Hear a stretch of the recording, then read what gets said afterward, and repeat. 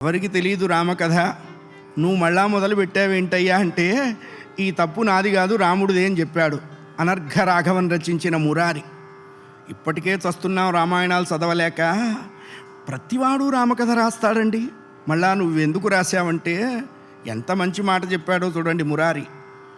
నాకంటే ముందిద్దరు తప్పు చేశారు అన్నారు. ఎవర్రా ఇద్దరు అని అడిగారట.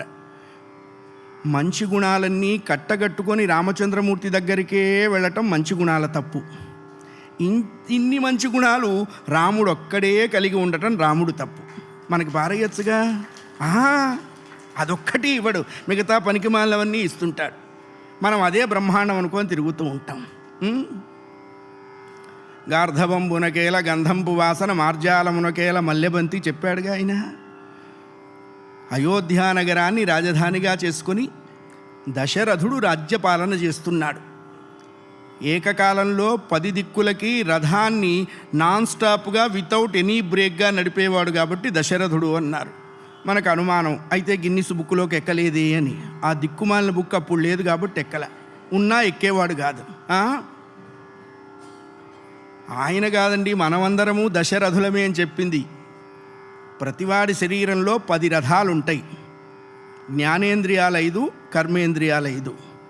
ఆయన గొప్పతనం ఏమిటి అన్నాడు, ఆ 10 తన ఆధీనంలో పెట్టుకున్నాడు.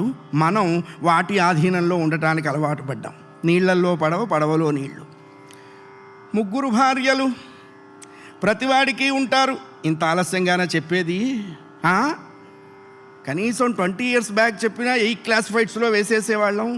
10 years వెయిట్ చేసినా ఎవతోహతి దొరికేది. ఇవి కట్టుకుంటే వచ్చేవి కాదురా, పెట్టుకతోనే వస్తాయి అన్నారు. సత్వగుణంలో కౌసల్య, సత్వరజో రూపంలో సుమిత్ర, సత్వతమో రూపంలో కైక. చూడండి, ఇక్కడ 3కి సత్వం కలపబడి ఉన్నది. సత్వం లేకుండా రజం కాలిపోతుంది, సత్వం లేకుండా తమం మసైపోతుంది. రజస్తమాలని నిభాయించాలి అంటే సత్వప్రధానం ఉండాలి. అయితే పర్సంటేజ్గా ఉంటుంది. 100% ప్యూర్ అయితే ఒకళ్ళు, 70-30, 50-50. మనం చకోరీ కాఫీలు అలవాటు పడ్డాంగా, అట్లా చెప్తే కానీ ఎక్కద కథ అయినా కాఫీ అయినా. 60,000 సంవత్సరాలు రాజ్యం చేశారండి.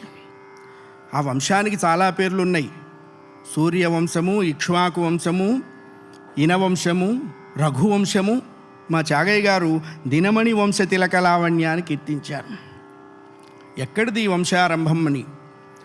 శ్రీ మహావిష్ణువు నుండి బ్రహ్మ, బ్రహ్మ నుండి మరీచి, మరీచికి కశ్యపుడు, కశ్యపునికి వివస్వంతుడు, వివస్వంతునికి వైవస్వతుడు, వైవస్వతునికి ఇక్ష్వాకు, ఇక్ష్వాకుకు కుక్షి, కుక్షికి వికుక్షి, వికుక్షి బాణుడు, బాణునికి అనరణ్యుడు, అనరణ్యునికి పృథువు, పృథువుకు త్రిశంకుడు, త్రిశంకునికి దుందుమారుడు, దుందుమారునికి యవనాశ్వుడు, యవనాశ్వునికి మాంధాత, మాంధాతకు సుసంధి, సుసంధికి ధ్రోసంధి, ధ్రోసంధికి భరతుడు, భరతునకు అసితుడు, అసితునకు 2 భార్యలు, ఒక భార్యకు జన్మించినవాడు సగరుడు, సగర్ణకు 2 భార్యలు, ఒక భార్యకు జన్మించినవాడు అసమంజసుడు, అసమంజసునికి అంశుమంతుడు, అంశుమంతునికి దిలీపుడు, దిలీపునికి భగీరథుడు, భగీరథునికి కకుత్సుడు, కకుత్సునికి రఘు, రఘువుకి కల్మాషపాదుడు, కల్మాషపాదునికి శంకరుడు, శంకరుడికి సుదర్శనుడు, సుదర్శనుడికి అగ్నివర్ణుడు, అగ్నివర్ణునికి శీఘ్రకుడు, శీఘ్రకునికి మరువుకి ప్రశుశ్రుకుడు, ప్రశుశ్రుకునికి అంబరీషుడు, అంబరీషునికి నహుషుడు, నహుషునికి యయాతి, యయాతికి నాభాగు, నాభాగుకి అజుడు, అజునికి దశరథుడు, దశరథునికి రామ, భరత, లక్ష్మణ, శత్రు సూదనులుంది. ఇంతుంది హరికథ అంటే.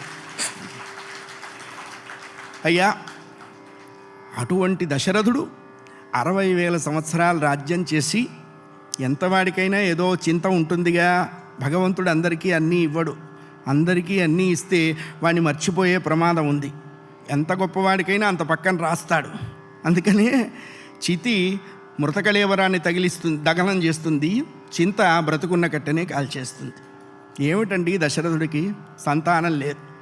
ఏ దిక్కుమాలిన కథ విన్నా పిల్లలు లేరు అని ఏడుపుతోనే, అంటే వెనకట్లో ట్రాజిడీ బిగినింగు, కామెడీ ఎండింగ్ ఉండేది.